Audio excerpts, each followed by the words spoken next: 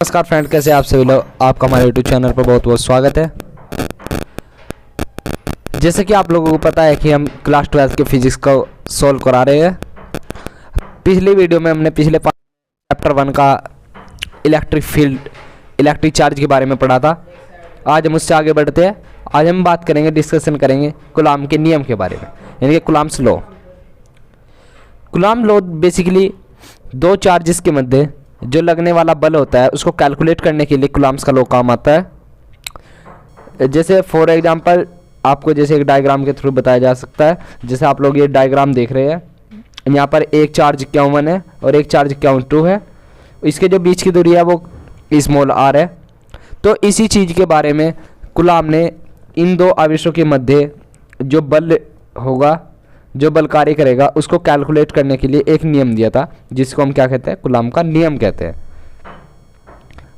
अब कूलाम के नियम अनुसार दो स्थिर बिंदु आवेशों के मध्य लगने वाला आकर्षण या प्रतिकर्षण बल, यानी कि दोस्तों अट्रैक्शन या रिपल्सन, दोनों प्रकार का फोर्स कोई भी होगा तो उसका जो आवेश होगा उसको बल होगा आकर्षण या प्रतिकर्षण बल, दोनों आवेशों के परिमाण के गुणनफल के अनुक्रमानुपाती, यानी कि जो F डायरेक्टली प्रोपोर्शनल होगा वो Q1 गुणा Q2, यानी कि इन दोनों का मैग्नीट्यूड इसके अनुक्रमानुपाती होगा।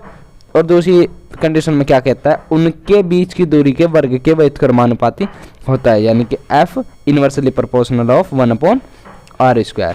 इसी चीज़ को फॉलो करते हुए कूलाम ने इनके बारे में बताया था। और क्या कहते हैं, यह है बल दोनों आवेशों को मिलाने वाली रेखा के अनुदिश कार्य करता है, यानी कि जो बल लगेगा वो उनकी रेखाओं को मिलाने वाली के अनुदिश, यानी कि इस साइड पर बल कार्य करेगा।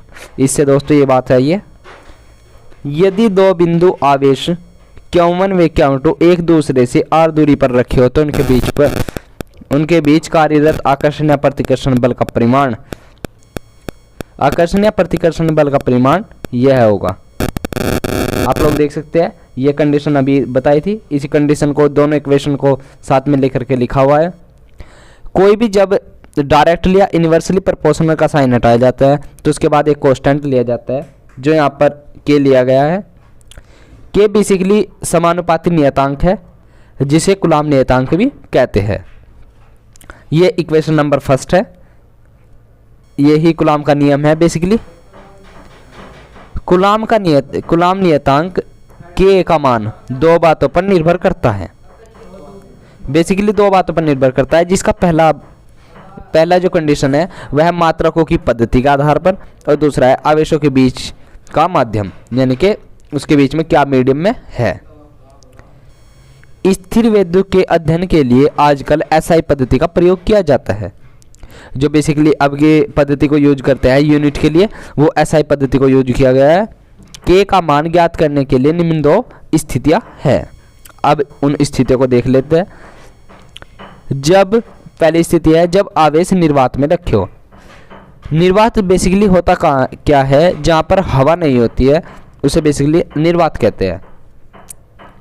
SI पद्धति में जो k की वैल्यू दी गई है, k की वैल्यू SI पद्धति में 9 × 10⁹ दी गई है। और जो F है 1/4πε0 की वैल्यू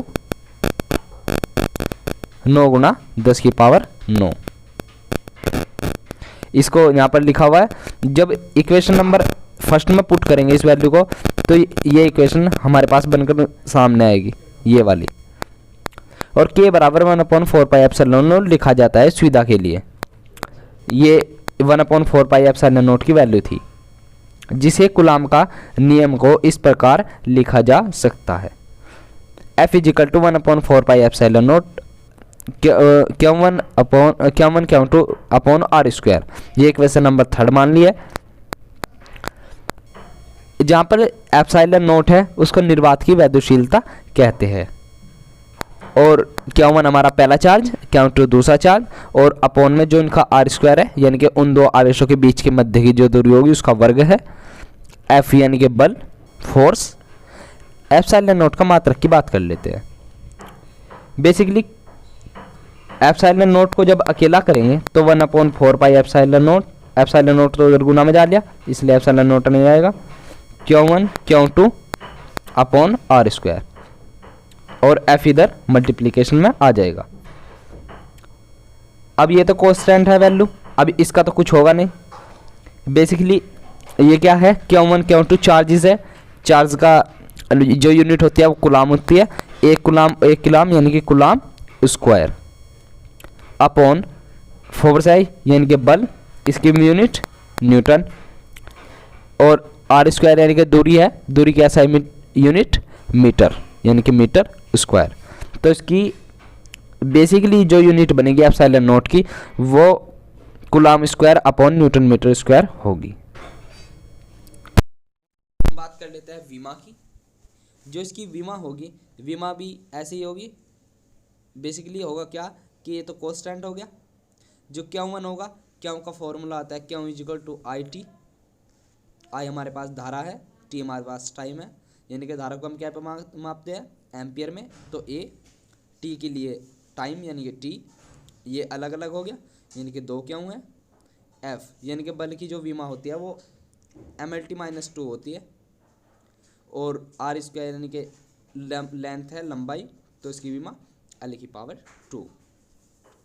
अब जो फाइनल हमारे पास विमा बन करके आएगी वो ए और ए यानी कि ए स्क्वायर, टी 2T ऊपर है और माइनस के 2T नीचे है, तो ये जब ये माइनस का ऊपर जाएगा तो T की पावर 4 हो जाएगा। और L, एक L ये रहा है और एक L, 2 L ये रही है, तो 3 L हो जाएंगे। ऊपर जा कर के माइनस का, तो माइनस का L हो जाएगा। M यानी कि द्रव्यमान, द्रव्यमान को जब ऊपर लेके जाएंगे तो इन्वर्स में लिखा जाएगा। हमारे पास फाइनली ये विमा निकल कर सामने आती है। इसके बाद समीकरण 2 समीकरण 3 से, 2 समीकरण 3 से क्या निकल कर आया है, 1/4 पाई एप्सिलॉन नोट की वैल्यू 9 गुना 10 की पावर 9 होती है। जब पूरे की वैल्यू इतनी होगी तो अगर हमें एप्सिलॉन नोट की वैल्यू निकालनी है तो इसका वैल्यू 1/4 पाई गुना 10 की पावर प्लस के 9। जब इसको फाइनल सोल्व करेंगे, जो पाई का वैल्यू होगा वो 3.14 लेंगे। जब 3.14 वैल्यू को पुट करेंगे तो हमारे पास फाइनल 8.854, 4 को हम नेगलेक्ट कर देते क्योंकि 2 संख्या तक ही वैलिड कर सकते हैं हम, गुना 10 की power -12 coulomb square upon newton metre square. यहाँ पर स्क्वायर है, यहाँ पर देख लीजिएगा। हमारे पास एप्सिलॉन नोट की वैल्यू ये निकल कर सामने आ गई। नोट, निर्वात में सीजिस पद्धति को में K बराबर A मात्रा